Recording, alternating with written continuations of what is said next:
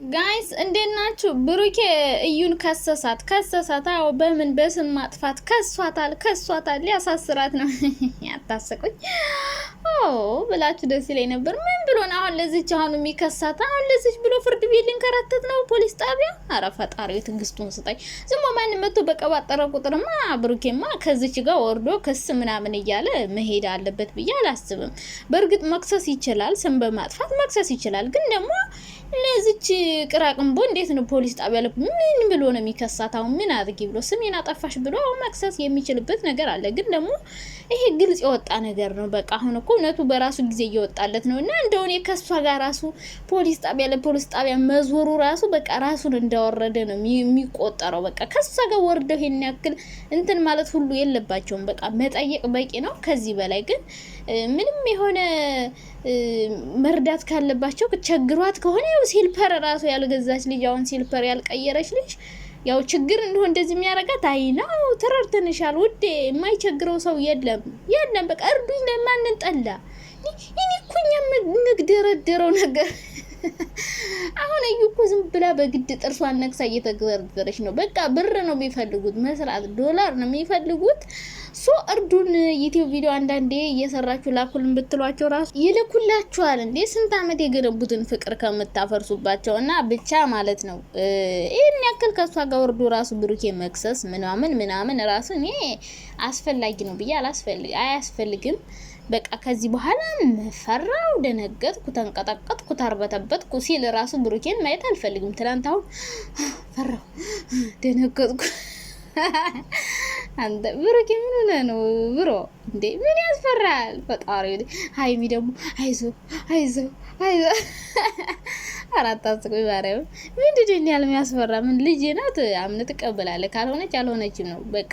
ምንም ያስፈራ የሚያስደነግጥ ነገር የለውም። ምክንያቱም ሃይሚ ከጎን እስከሆነች ድረስ ታሳጣኛለች ብለህ ፈርተና፣ ስለዚህ ቢሆንም ባይሆንም እቀበላለሁ ብላለች። ከጎን እስካለች ድረስ ይሄን ያክል አንተ በፈራህ በተርበተበት ቁጥር እሷ በቃ በጣም ነው የልብ ቢሰማት። እዚህ ጋር በቃ ምንም እንደፈራህም ስጋት እንዳለህ ማሳየት ሁሉ የለብን። በቃ ቆፍጠንጠን ትልና ከፈለግሽ እናስመርምር፣ ካልፈለግሽ ደግሞ ትቼሽ ነው የሚሄደው በላት። አትለምናት በቃ። ስትለምን ነው አናታችሁ ላይ እየወጣች የተቆለለችው። ታስታውሳላችሁ? ያኔ እርግዝናው ተመርመሪ ስትባል ራሱ እንደዚህ አልመረመርም ብላ ነበርና ደረቅ ናት ልጅቷ። ትንሽ ማወዛገብ ወይ ማናደድ እነሱን ምናምን ትፈልጋለች። መለመን እንደው ክፈሉኝ ራሱ ማለት የምትፈልግ ሁሉ ይመስለኛል። ክፍያ ራሱ አለመጠየቅሽ እንደው አንቺ ሆነሽ ነውና በቃ ይሄን ያክል እንደሆነ እንደምትፈሯት የሆነ ነገር ታረገናላችሁ ብላችሁ እንደምትፈሩ ወይ ደግሞ እንደተጨነቃችሁ አታሳዩት፣ እንደውም ካሜራ ፊት። ሲቀጥል ደግሞ ቁርጥ ያለ ነገር መንገር። እሷን ደግሞ ፖሊስ ጣቢያ ከሷ ጋር እየተጎተታችሁ ከዛ ፍርድ ቤት የልጁ አባት ነው አይደለም፣ ከዛ ምስክር አንጡ። ክስ እኮ ሲመሰረት በጣም ብዙ ነገር አለ። በነገራችን ላይ የልጅ አባት ነው ብላ ከከሰሰች ወይ እሱ ከከሰሰት ማለት ነው የልጅ አባት ነው ግን እሱ እንትን አላለም። በቃ ለልጁ ማድረግ ያለበትን ነገር አላደረገም ትላለች። ከዛ ምስክር አምጡ ይባላል። ከዛ እሱን ያደለውም ብሎ በሐሰት አስመስክር ይባላል። ከዛ እሷ ታስመስክራለች። ከዛ ደግሞ አላምንም ከተባለ ደግሞ ዲኤንኤ ይደረግ ይባላል። ከዛ ዲኤንኤ ውጤት መጥቶ ፍርድ ቤት ቡታጅራ ሲመላለስ ሊኖርላችሁ ነው እንዴ? እኔ ክስ ራሱን ያልመክራቸውም ከሳሱ ብዬ ማለት ነው። እና እሷን ደግሞ ከሶ ለሷ ቦታ ሰጥቶ የኛ ያክል ከዚህ ካንዲት ተንከሲስ ጋር ሲለፋ ሲዞር ምናምን በቃ ከፈለገች በፍላጎቷ ታስመርመር፣ ካልፈለገች ደግሞ ጥሎ ላጥ ብሎ ይሄድ። በቃ ምንድነው እሷን ክስ ምናምን ስም አጠፋች አላጠፋች ምንም ያመጣው ለውጥ ስለሌለ ማለት ነው። ሃይሚ ካመነችው እሷ አጠፋችው አላጠፋችው ምንም ኬር የሚሰጥ ነገር የለው። ሲቀጥል እኛ ራሱ ተረድተናቸዋል። በቃ ለኦዲየንስ ከሆነ መጨነቅ አይጠብቅብህም። ሁሉም ሰው ተረድቷል። አሁን አላደርግም ብላ ግግም ካለች በቃ ያንተ አይደለም ብለን ነው የምናምነው። ይሄን ማወቅ አለብህ። አደርጋለሁ ብላ ካደረገችና እውነቱ ከወጣ በቃ እንግዲህ እውነቱ ይውጣልህ። ካልሆነ ግን እሷን ብየው ብላ በዚሁ ከቀጠለች በቃ እንዳልሆነ ነው። ከዛ እሷ እየበጠበጠች ምናምን ፍርድ ቤት እያዞረች እሷማ ነው የምትፈልገው። እና አንዳንድ ሰዎች የሆነ በፊት አብሯቸው የነበረ ሰው የተሻለ ህይወት ሲኖሩ አይፈልጉም፣ ይናደዳሉ፣ ይቀናሉ። ለምን እኔ አብሬ አልነበርኩም? ይሆን አሁን ሃይሚ የምትኖረውን ህይወት እሷን መኖር ትፈልጋለች። በነገራችን ላይ እኛ ሴቶችም ሁሉም ሰው እንደዛ ነው። ሀይሚ አሁን የምትኖረው ኑሮ እሷ መኖር ትፈልጋለች፣ ከብሩኬ ጋር መኖር፣ እንደዛ ፏ ያለ ቤት መኖር፣ በቃ እንደዛ ልክ እንደ ሀይሚ መኖር ትፈልጋለች። ግን እኮ እንደዛ የሚገኘው አንደኛ በጸሎት ነው፣ ሁለተኛ በመስራት ነው። እንደዚህ የሰው ስም በማጥፋት ወይ ደግሞ ዘሎ ዝም ብሎ ባንዴ አይደረስም። እሺ ስንት ለፍተው ስንት ደክመው በተመልካች ተሰድበው ስንት ቀን ካሜራ ፊት መተው ምን ላውራ ብለው እንዴ ዩቲዩብ መስራት እኮ ቀላል አይደለም። በነገራችን ላይ ምን ላውራ፣ ምን ልበል፣ ምን አይነት አይዲያ እንስራ፣ ምን እንስራ ማለት እኮ ነው። ከዛ ደግሞ የሚናገሩትን ነገር መርጠው ነው። እነሱ በጣም ብዙ ተመልካች ስላላቸው የሆነ ነገር ቢያመልጣቸው በቃ መነጋገር ያደርጓቸዋል፣ ወይ ይሰድቧቸዋል፣ ወይ ይዘልፏቸዋል ምናምን እንደዚህ አይነት ነገሮች ስላሉ እኔ እና ሀይሚ በልፋት በጥረት ነው እዚህ የደረሱት። ሶ አንቺ ባንዴ እዚህ ጋር መድረስ ትፈልጋለች ልጅቷ እና ይህን ያክል እሷን መክሰስም ፍርድ ቤት ለፍርድ ቤት ማዞርም ምን ማለትም አስፈላጊ አይደለም። ካልፈለገች ትቶ መሄድ እንጂ ከሷ ጋር ደግሞ ፖሊስ ጣቢያ ምናምን እያሉ መዞር እኮ ምንም አስፈላጊ አይደለም። ይሄን ያክል መፍራትን መርበትበትም አያስፈልግም። እንደውም ብሩኬ እምቢ ካለች እማ በቃ ወጭም ሳታወጣ ደህና እውነቱ ወጣለ። እሷ ብታምንም ባታምንም ሁሉ ሰው ያምናል። እርግጠኛ ነኝ። ያው እናንተ አታምኑ።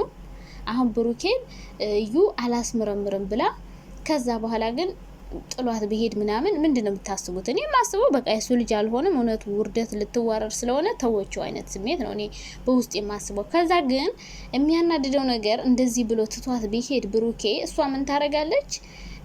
ሁሌ እሱን ፎቶ እየለጠፈች ቪዲዮ ትሰራለች። በቃ ይሄ ነው ችግሯ። ደግሞ ይሄ ነው በቃ ሁሌ ስለሱ ማውራቷን አትተው። ትቷት ቢሄድ ለምን ትቶኝ ሄደ፣ እውነቱ ሊወጣበት ስለሆነ ትቶኝ ሄደ ምናምን እያለች ቪዲዮ ነው የምትሰራው እንጂ ከዛ በኋላ ምንም ልታረግ አትችልም። እኛ ግን እናምናለን።